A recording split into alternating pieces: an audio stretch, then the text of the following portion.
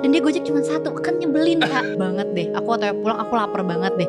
Pas gue nyampe rumah, makanan dia bareng datang sama gue. Gue pulang, nyampe rumah ada Gojek terus kayak, sayang ada Gojek, iya tadi aku pesan. Cuman gue sebel banget, lo gak mengconsider ada nyawa lain di dalam rumah ini ya gitu. Tapi ngambek gak? Ngambek dulu gak? Iya itu dia. Ngambek. Aku gak mau langsung ngejudge, pasti ada faktor XYZ. Bisa jadi dia capek, gak kepikiran, atau udah gak fokus setelah menjalani kegiatan seharian. Tapi setelah aku kulik lebih dalam, ada banyak hal menarik yang bisa kita bahas dari kejadian Salsa dan Ohim soal hubungan dan pernikahan.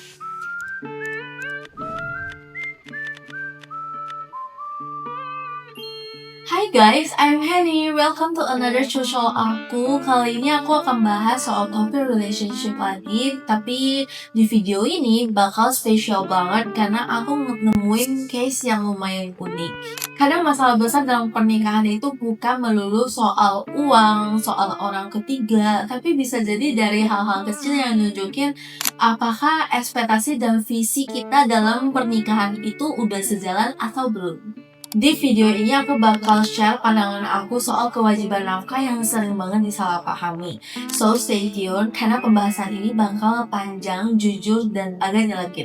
Banyak banget yang memperdebat kasus Salsabila dan Ohim, dan jujur aja berita-berita ini sering banget muncul di timeline sosmed aku. Kalau misalnya nih tiba-tiba Salsa bilang, Ohim, aku udah gak mau kerja.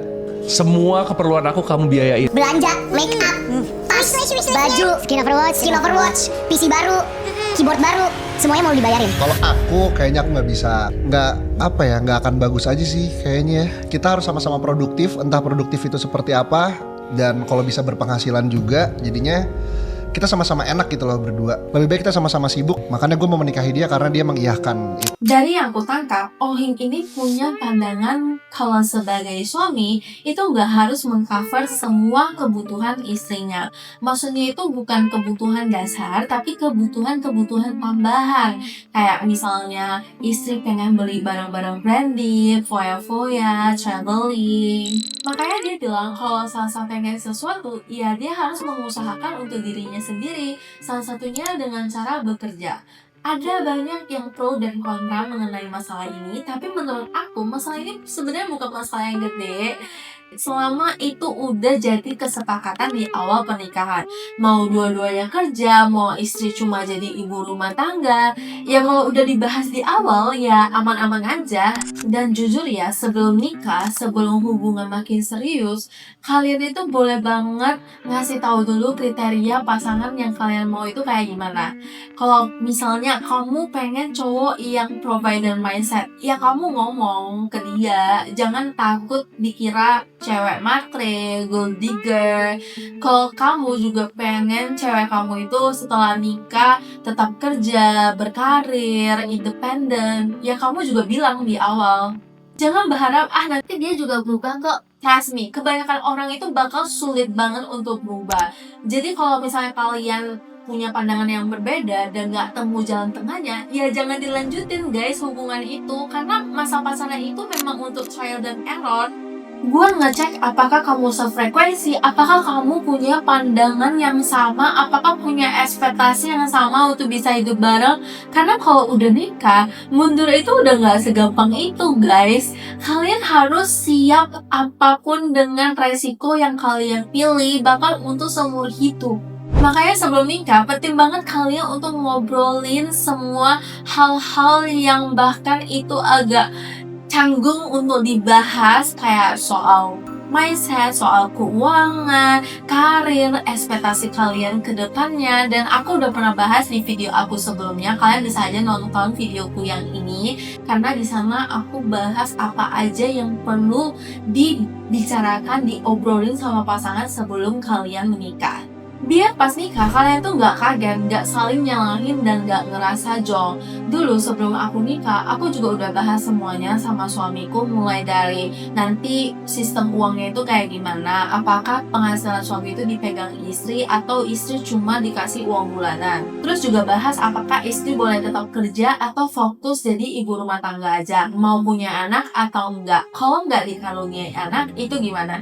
semua itu harus dibicarakan sebelum nikah. Jadi kalau udah nikah, kalian itu udah tahu peran masing-masing dan jangan cuma modal cinta aja, tapi satukan visi dan misi kalian bersama. Menurut aku justru lebih sehat, lebih aman kalau sebelum nikah itu bikin dulu perjanjian pranikah.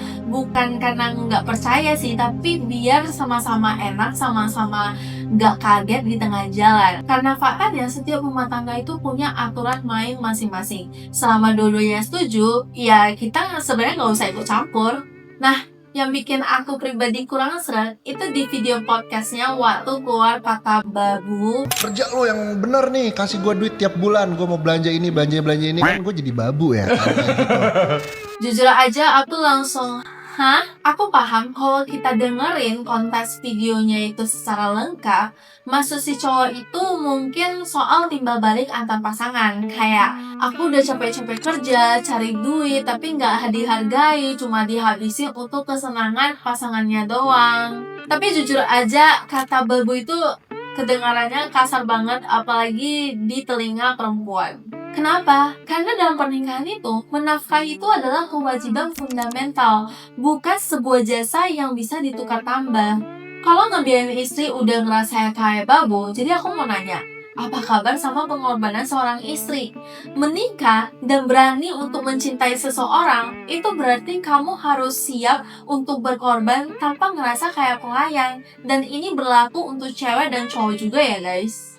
Istri juga ngorbanin banyak hal yang gak bisa dinilai sama uang. Ngorbanin badannya buat hamil, ngorbanin kesehatan dan mentalnya buat ngelahirin. Ada mental load, beban pikiran untuk ngurusin rumah tangga dan anak 24 jam gak ada liburnya. Kalau ngebiayain istri aja udah dianggap beban, jadi pengorbanan mental dan fisik seorang cewek itu dianggap apa?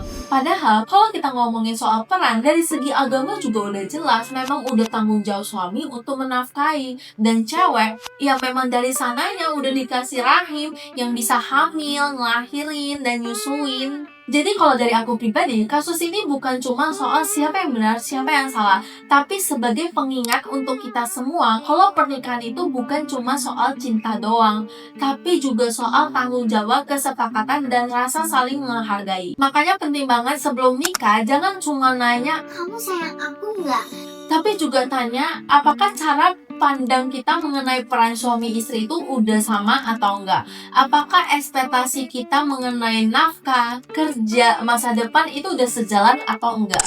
Karena menikah itu bukan cari siapa yang paling enak, siapa yang paling berkorban, tapi siapa yang siap jadi tim seumur hidup. Menurut kalian gimana? Apakah pernikahan itu memang harus 50-50 atau memang ada peran yang gak bisa disamaratakan? Tulis dong di kolom komentar, aku pengen baca sudut pandang kalian juga. Kalau kalian suka pembahasan aku tentang relationship, jangan lupa like, comment, and subscribe biar gak ketinggalan video-videoku selanjutnya dan aku makin semangat bikin konten-konten kayak gini.